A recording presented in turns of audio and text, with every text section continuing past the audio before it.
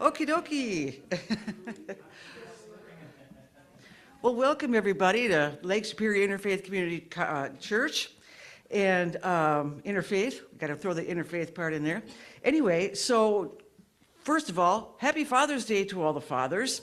And second of all, happy solstice today. So we are going to do a drumming later. So if you want to stick around or if you want to go get your drum and come back, that's what we'll be doing after brunch. And the brunch looks amazing. And we are giving this out as a Solstice Father's Day gift from the church to you. So at this time, let us have Carol read our statement of intent.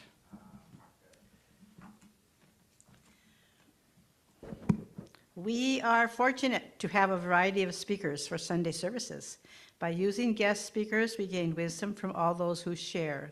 This is a church where you can worship the God of your own understanding, a place to experience joy and be uplifted, a place where we can gain strength and inspiration to share with all we meet throughout the week. We invite you to join us in this celebration of life, to nourish your spirit and to enjoy the company of kindred souls. Okay, so at this time, let us sing our opening song, which is Let There Be Peace. You'll find that number 3 in the Wings of Song, or if you want just the words, they're right here on the white card in the hymnal.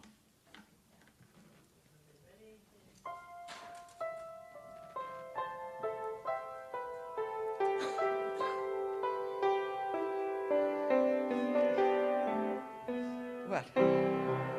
There be peace on earth, and let it begin with me.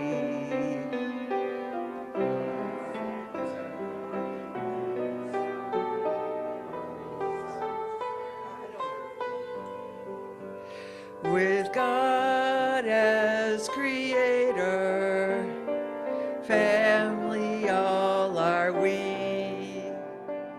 Let us walk with each other in perfect harmony. Let peace begin with me. Let this be the moment now. With every step I take, let this be my joyous vow. To take each moment and live each moment in peace eternally. Let there be peace on earth, and let it begin with me. Source Creator, raise us up each and every day to feel divine love, to open to divine love, and to express divine love through us in all we do. So with that in mind, let us share with our heart and our love hymn number 1, which is 72. It's called Open My Eyes That Oh. I May See. Open My Eyes That I May See, number 72 in Wings of Song.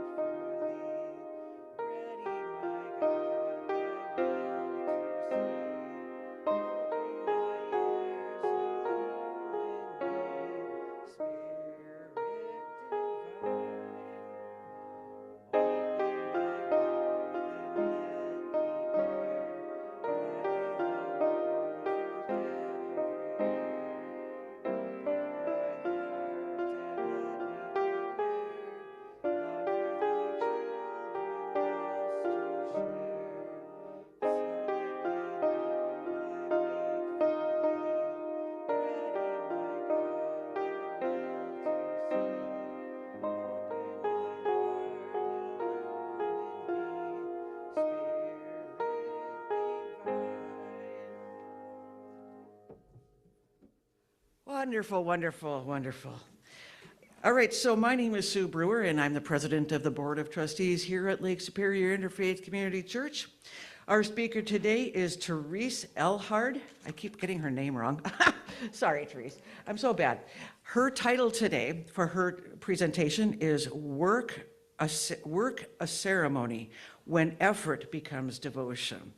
And she will also be doing a healing meditation and a couple of other things for us today. So that's what we have in store today. Now, on regular announcements, Monday, the Unity Book Group is taking a summer hiatus. Number 2, Tuesday, the Law of Attraction, taking a summer hiatus. However, if you have some interesting questions or have an interest in the Law of Attraction and Abraham Hicks and that, you can give Sue Hall a call. She would like you to call her if you have questions or want to discuss it. Give her a phone call. Her phone number is in the email, the weekly email. And if you're not signed up for that, we have a book downstairs that you can sign up your name for that. And she prefers to meet you at a coffee shop or a lunch place. So give her a call and have a chat with Sue about Law of Attraction. Now, Pam Lasasso normally hangs out downstairs during our service and does readings after our service, but she has a previous obligation in Superior, so she's doing that. So she's not here today, but keep your eye out. She'll probably be here next week. Now, a couple of really heavy things. Number 1, membership. Okay, so membership is a thing that even if you are a member, you've been a member for 100 years, even if you've never been a member, there's a form on the back table. So you fill out the form with your name, your address, your phone number, your email address, and you let us know that you are a member. And we ask you to fill that out every year so that we can continue to make sure our list is correct. Also, there are other ways to do it. We will still want you to fill out that form, but if you want to give philanthropically, first of all, you do it during the baskets, during the offering, and we do have envelopes in the pews, kind of like this. You can put your name on it. You can not put your name on it, but if you want to put your name on it, you can. And you can also, down below, you can say, yes, I want this to be part of my membership dues, because you can pay dues up from $1 for the year to whatever money you want to give. We don't keep track of how much you give as a membership. We just keep track of you as being a member. And so we know who to talk to when we need to talk to members. Another way to do that is to become a member. You can support our church. There are some of these cards floating around somewhere, but I'll find more. So it's kind of like the PBS thing. Oh, if you want to be a member of PBS, you give us this amount or that amount or this other amount, and you'll be given different prizes or gifts, okay? Otherwise, here it's just being able to do it easily. So become a member. We have partner member, true believer, angel member, all these different things, and you can always take a look at that. And also you can pay your membership if you want to do a certain amount per month. You can do it through PayPal. You can just do it automatically, and we take care of it from there. So that's a little bit about membership. Now, why is membership important? Well, it makes you feel more of part of the community, and that's what we want. We want more people to feel like they're part of this community. And speaking of being part of this community, being a member, we hope you come to our annual meeting. We have an annual meeting in October, and at that annual meeting, we go over what's been happening over the last year. We also go over who's going to run for what position on the board. And you, as a member, get to vote on that. So we haven't got a list of that yet. So, right, we will be working on getting a list of who's running for what. And if you have an urge to be on the board and help the running and grooving of the church, please let one of the board members know, or let me know, or let Carol know, or let Steve know. Let anybody, if you're interested, just let us know. So the annual meeting is coming up. We want you to be prepared. We want you to think about being on the board to help move us in good directions. And just remember to renew your membership at before the meeting. So those are the business part of the announcements. So next week we have Christy Rounds. She's been here before. Her bio will be on our website, so you can take a look at that and see a little more about what she's going to be talking about, which is telling your best feeling story. So that's next week. Are there any other announcements? Did I miss any, Steve? Okay. Okay, so since we're done with announcements, let's move on to grabbing our white card again. We have our declaration of principles on the top of the page on one side. So let us read our declaration of principles. We believe God is the eternal source and creator of all and is present in everything. Our eternal soul, endowed with free will, grows through many lifetimes. Communication occurs between the physical and spiritual worlds. Prayer and meditation strengthen our connection to the divine. All healing comes from Source. Seeking this for ourselves and compassion for others' suffering is the highest priority. Because we are all one, what we do unto others, we do unto ourselves. The choice of love is always open for every soul. Living these principles leads us to grow in divine love. Now, at this time, we normally want to recruit people who feel the need to pray for somebody, their health, their physical being, their well-being, whatever. Has anybody got any prayer requests for today? Looks like, Bob, you have one?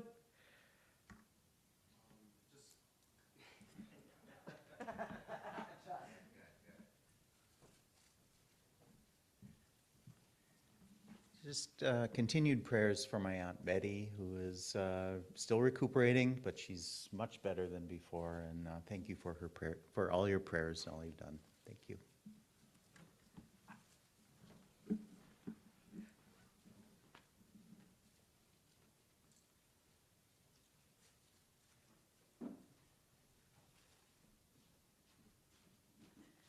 I've kind of got a prayer update because we've been all praying for Carmen, who's been undergoing breast cancer in extreme. And she was in the hospital with a drain out because her heart was collecting fluid. She was pretty on the, far gone with this. And I had done a reading for her about forgiveness and letting go of life itself. And she said just the other day in that moment, she was in the hospital room, the thing was draining. The doctors were like, and she got it. And she just started forgiving everyone, forgiving her former this and her sister this in the world, and forgiving herself, and feeling all of this power we've been sending to her. And at that moment, she was healed. And the draining stopped. And the doctor said, well, it probably took more than 3 minutes. You know what I mean? It's like through all that processing and all that work she's done and all the prayers we've given her, and she's a new woman. She's just out and about. They've taken her off of one of the drugs. She sounds fantastic, looks fantastic. She's reborn into this new self. So that's what prayers can do, too. So thank you. We'll keep praying for them. Yeah, keep praying. Could somebody bring forth the bowl of prayers? Oh, yeah, one, too. Come on up. Okay, so I'm a child of the internet. So there's two people that by weird circumstances of events I'm following them on Instagram, watching their stories. We have mutual friends, and there's two people around my age that are very close to death, and it's just very profound how public they are making that experience. It's not very common. So one is named Bear Paw and one Aaron. One of them is dealing with this very holistically and the other not, but I'm just really holding the vision for their healing. So thank you. Any other prayers that people want to share? All right. We have our healing bowl. If you ever want to put a name in the bowl, you can always write it down on a little piece of paper, or you can intentionally send your prayer request, and it will be in the bowl to help whoever needs the help that we can offer through our prayers, constant prayers with that bowl. Now, speaking of the healing bowl, we will be taking the names out of the bowl today. In our ceremony, we'll be having a burning ceremony after our drumming session this afternoon. So keep it in mind, if you have some names that you want to put in that bowl before then, please do.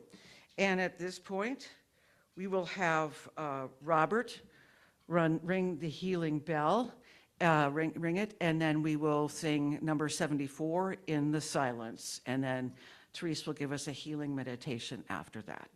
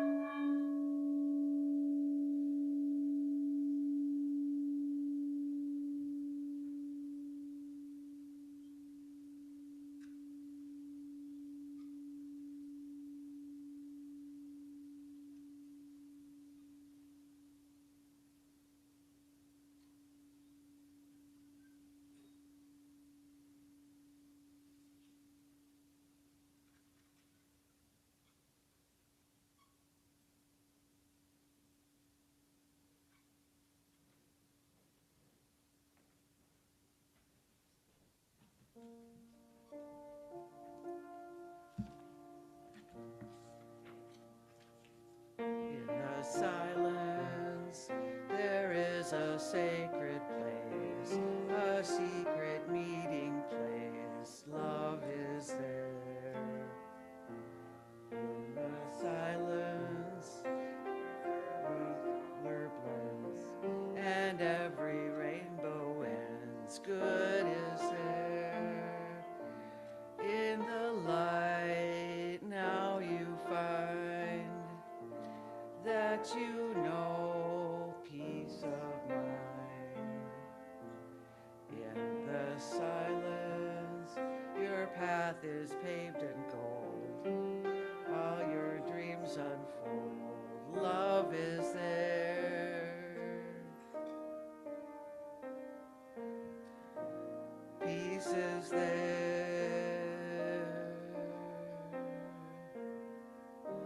Truth is there.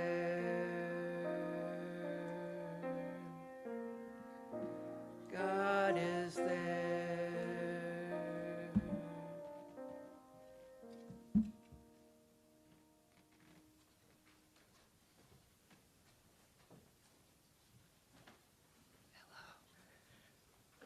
I'm seeing you through the.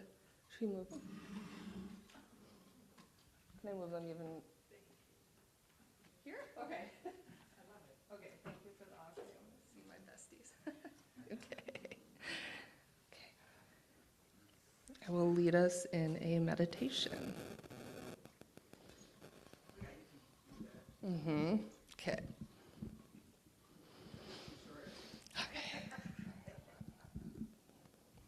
Okay, I invite you to gently close your eyes if that feels comfortable. Take a slow breath and allow yourself to arrive fully in this moment. Oh, I was standing on the cord. Excuse me. As you sit here, consider that today is the summer solstice, the longest day of the year. For generations, human beings have paused at this moment in the turning of the seasons, farmers, gardeners, wanderers, mystics, and families gathering around tables have all looked toward this day and recognized that they were standing at a threshold. Today, the light reaches its fullness. The fields are growing. The gardens are stretching toward abundance. The forests are alive with birdsong. Is there something I'm doing wrong? Okay. Everything around us is everything around us is expressing itself completely. And yet hidden inside this day is a quiet mystery. Even as the light reaches its greatest expression, the cycle begins to turn. The sun lingers overhead, and at the same time, the long journey back toward autumn has already begun. Nature never clings to a season. It allows each moment to become fully itself before releasing it to the next. As you breathe, consider what in your own life is reaching fullness. What has been growing quietly beneath the surface? What have you been tending with your attention, your energy, and your care? You do not need to solve anything right now. You do not need to force clarity. Simply notice. Notice what is blooming. Notice what feels complete. Notice what is asking for patience. Notice what is asking to ripen in its own time. The solstice reminds us that life is not a straight line. It moves in rhythms, seasons, expansions, contractions, beginnings, endings, and beginnings again. For a moment, allow yourself to rest inside that larger rhythm.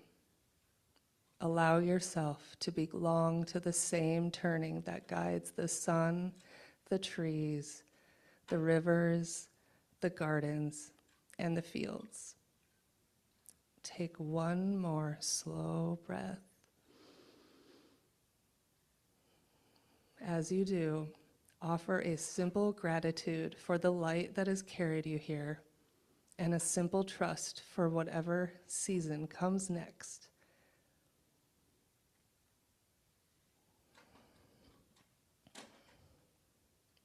When you're ready, you may gently open your eyes.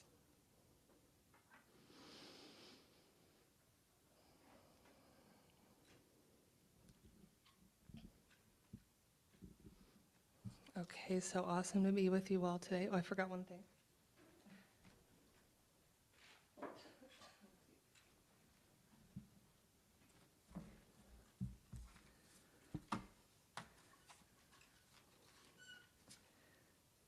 Have you ever been so absorbed in something that you were doing that you completely lost track of time? I've been fascinated by that experience for most of my life. One of the places I first encountered it was working on my family's farm with my dad. When I was in 4th grade, he took the leap to begin cattle farming and brought our whole family along for the ride. What I remember most are the miles and miles of fencing and fence repair, the long, hot days, the responsibility of caring for animals, and the feeling of being immersed in a world much larger than myself. Looking back, what stayed with me wasn't the physical labor, but the feeling of presence that emerged inside the work itself. Somewhere between the effort, the landscape, the animals, and the people I loved, there was a quality of attention that felt deeply alive. There was joy, silliness, spontaneity, frustration, and a heavy responsibility.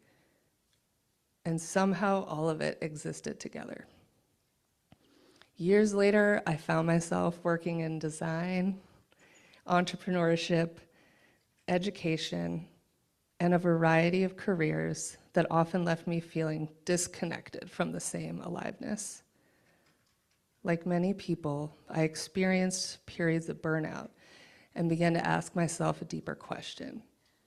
What allows work to become an experience that heightens our senses and connects us into the divine pulse that actually heals us while we're working instead of wearing us down? That question eventually led me toward movement practices, creativity, spirituality, and the study of flow state. Many of you know that I used to teach Koya at Sacred Heart Music Center. What most people didn't know is that before every class, I had to move 400 chairs almost every single time. I wasn't always alone. Shout out to Emily for helping me now and again. It was brutal. At first, it felt like something standing in the way of the experience that I was trying to create. It was really conflicting with Koya, which is a yoga and dance class for women, with this pulse of shamanism and moving through thresholds and sharing our honest truth, but kind of brought that laborer essence from my past into this just truth that I needed to move the chairs. Over time, I realized that repetition was actually preparing me. The physical preparation became part of the spiritual preparation. I got into a rhythm with the moving of chairs. I became efficient. My body was used to it. And the movement actually settled my nervous system eventually. By the time people arrived, I was already fully present. The work before the ceremony had become part of the ceremony itself. That experience opened my eyes to something many traditions have understood for a very long time. Long before psychologists described flow state, contemplative traditions, artists, athletes, mystics, and shamanic practitioners were exploring experiences where attention becomes unified and our relationship with time begins to change. Modern researchers describe altered perceptions of time, increased focus, and heightened perception, and a greater sense of integrating the pain with the joy on our way to progress. Many ancient traditions simply described the experience of becoming so immersed in what we're doing that we become fully present. In our modern times, I don't think people are really searching for productivity as much as they're searching for wholeness. There's a lot of speaking about regulating our nervous system.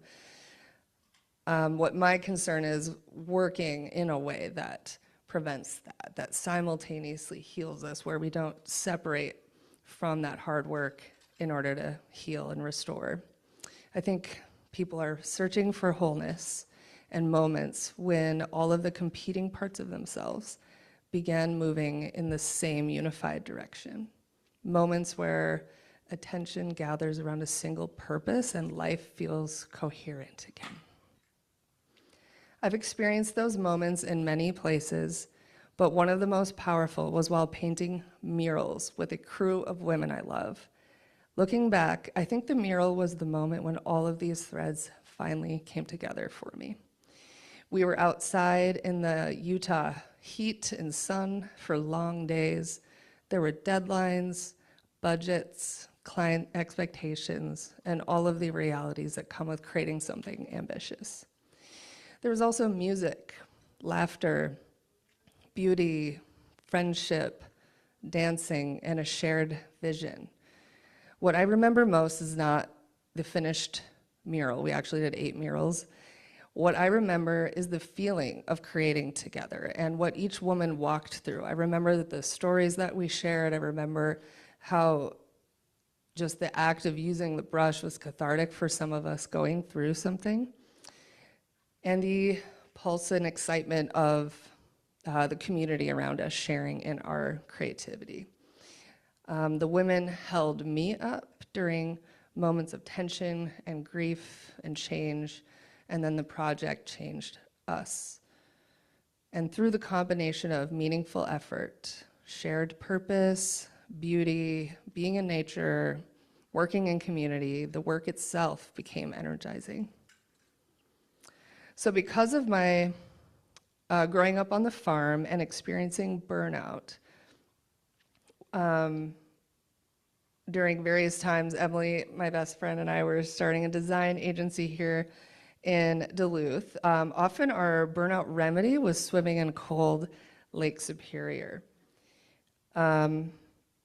Balancing the stress with this immersion in nature, teaching Koya where we honored this rhythm and called in the four directions and the elements, and always participating in action sports outdoors where you lock into some kind of singularity where the risk is high, and when you commit, that's when you experience the thrill and the execution. And actually there's a big consequence for not committing when you're doing action sports. So flow state is really inherent to safety, productivity, and what I think spirituality. Over time, I began to think about these experiences through the language of the elements because all of my experiences were embedded in nature. For instance, fire gives us vision.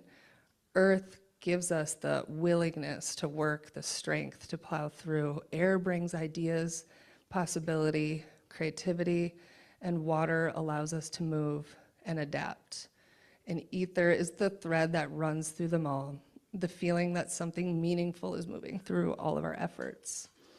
When all of those elemental forces come together in our experience, especially in community, when we are uplifted, celebrated, and challenged in a coherent field, flow becomes more available.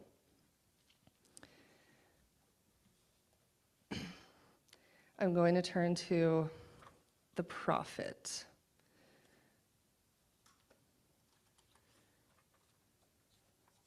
By Khalil Gibran. Did I pronounce his name right? Okay. This is the excerpt from On Work. Then a plowman said, "Speak to us of work." And he answered, saying, "You work that you may keep pace with the earth and the soul of the earth. For to be idle is to become a stranger unto the seasons, and to step out of life's procession that marches in majesty and proud submission toward the infinite. Always you have been told that work is a curse and labor a misfortune. But I say to you that when you work, you fulfill a part of the earth's furthest dream, assigned to you when that dream was born. And in keeping yourself with labor, you are in truth loving life. And to love life through labor is to be intimate with life's inmost secret. Work is love made visible. And if you cannot work with love, but only with distaste, it is better that you should leave your work and sit at the gate of the temple and take alms of those who work with joy. And I think that's very true. Work is love made visible. I joke that my family's love language is a mix of acts of service and quality time, just doing farm work day in and out. That's how we relate. Human beings have always gathered to create. As coming off the farm, I moved to always being involved in communities, even here, long hours of working in the kitchen. And Emily knows this too, my best friend here, I'm putting her on the spot again, but making meals for people, making murals, doing community projects has really been embedded in my sense of self and spirituality. And human beings have always gathered to create. This tradition can be so close to worship when tuning into the sacred natural rhythms around us. We build homes together, we plant gardens, we prepare meals, we care for churches, we make art, we repair what is broken. We bring things into existence together. And I think the people who come after us can feel it when something has been created with care. They may never know who built it or who tended to it, but for them, somehow they can feel that the intention was woven into it. So work is love made visible. And if you cannot, oh, I already read that, excuse me. So I want to leave you with a few questions. Where in your life have you experienced time disappearing? When have you felt completely absorbed? And when have you felt completely alive? And what in your life right now might be waiting for that quality of attention? A project, a responsibility, a relationship, a creative endeavor, a way of serving your community. Something that may already contain the seed of the sacred. Because I've come to believe that when our attention becomes whole and alive, when we honor the natural rhythms around us in the ways that we work and gather together in joyous companionship, our effort becomes devotion. Work becomes ceremony and is an offering to the divine. Thank you.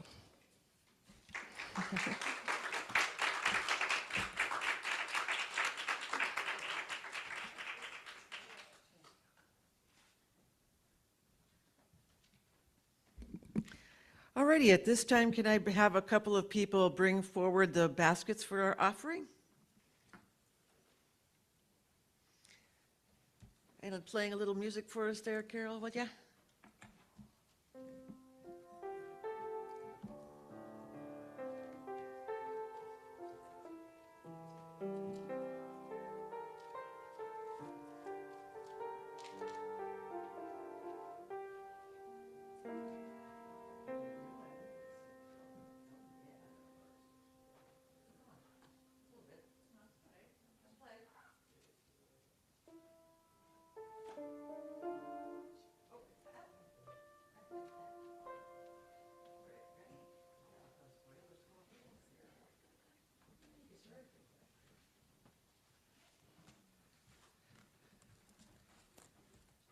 All right.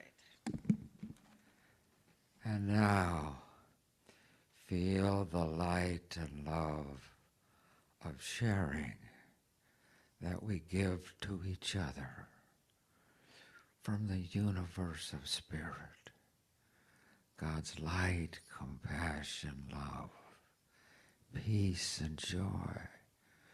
Feel that in your heart and spirit, and share that with each other when time comes up again. But together we feel it all of this for everyone here. The universe of God's light, compassion, love, peace, and joy. Thank you, thank you, thank you. Amen. Amen. Amen. All right, thank you, Jerry. All right, so at this time, we're going to sing hymn number 125, which is Work Wonders from Within.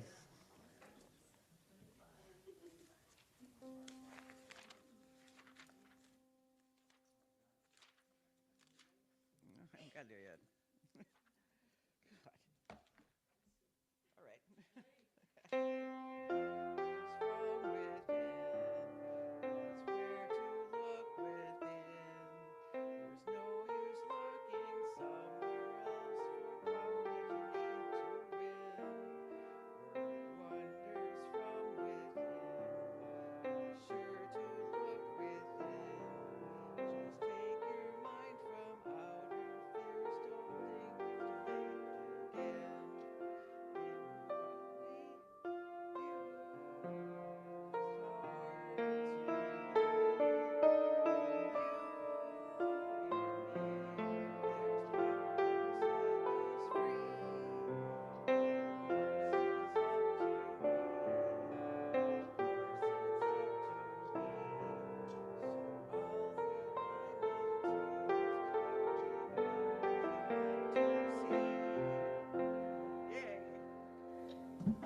How appropriate. Thank you for picking that one. So at this point, let us read our church affirmation, which you will find on the white card. It's on the same side as the principles. And then also after that, we will have a closing prayer, and then we'll gather in our circle. We'll have a closing meditation, actually, right? Yeah, closing. Oh, okay, never mind. We'll have a closing prayer, and then we'll have our last song. All right, so our church affirmation. We totally accept the belief that God is in charge of the affairs and direction of Lake Superior Interfaith Community Church. As our thoughts of trust and joyful anticipation join in harmony with the thoughts of all members of this fellowship, we attract the right ministerial leadership and people to our spiritual community, and we are grateful. Source Creator, help us each and every day to find the best expression of our soul, to be rewarded in our lives with the flow of abundance, to keep us safe, protected, supported, and have all the benefits of financial security, to help us continue expressing the highest version of ourselves without fear and without worry. So at this time, our final song is also on the white card. If you want to bring that up in the circle, let us gather in a circle and sing God Be With You.